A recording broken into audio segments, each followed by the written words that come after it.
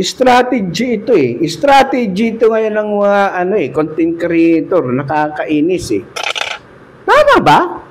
Okay, gayahin natin. Hello mga ka-content creator. Sandali lang. Huwag mong i-scroll. Ayan, kung dumaan ito sa wall mo or sa i-wipe mo itong video ko, huwag mong kakalimutan mag-iwan ng bakas dito. Ilapag mo ang bahay mo dahil road to 130k followers na tayo. Maraming bibisita sa'yo. Let's go! A few moments later. Mag-focus ka sa content mo. Mag-upload ka ng content. Pag nag-viral ang video mo, dadami followers mo. Ganon lang kasimple. Diyos ko, huwag mong iasa ang content mo sa followers mo. Mag-engage ka, mag-explore ka para dumami ang views mo at ma-monetize ka dito. Ganon lang kasimple. Diyos ko, Ginoo. Kalokohan. Yan yung mga strategy ngayon ng mga content creator para dumami ang followers nila. Sa totoo lang guys, ang followers lang yan. Numero lang yan. Lahat yan, hindi yan mag-i-engage sa'yo. May ilan-ilan lang manonood. Minsan nga iba, tuwing dadaan ang video mo, sasabihin, sa kanya na naman video to. Swipe. Nakakainis. Hindi naman nagre-reply sa comment ko. Hindi naman yan pinapansin yung mga comment ko. Swipe. Di ba? Yan yung totoo, realidad dito sa Facebook.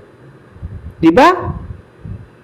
Pero, pag ikaw ang napadaan sa bahay ko at nag-comment ka sigurado, bibisitahin kita, manunood ako, magre-react ako, magko-comment ako. Dahil, hindi ako naggagawa ng mga fake engagement. Hindi ko lang iba. Hindi ko nila lahat. At ito, sundan natin yung mga mabababang content creator. Huwag tayong habol ng matataas ng followers, matataas yung... Diyos ko, kahit anong comment mo, hindi ka mapapansin at hindi ka papansinin. Ganon lang kasimple. Meron pa iba dyan, mga pa-dragon.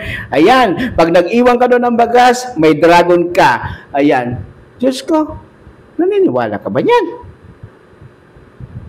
Huwag kayong maniwala. Kung gusto nyo dumami followers mo, kung gusto mo mag-viral at dumami yung mga views mo, mag-content ka. Mag-upload ka ng content. Dahil isang content lang ang viral sa'yo, sigurado, dadami at dadami ang followers mo.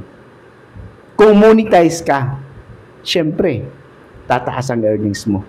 Guys, pakishare itong video ko na to. Realidad sa sinasabi ko. Ito yung totoo sa nangyayari dito sa Facebook. Maraming salamat. Thank you for watching. Follow for more. Bye-bye.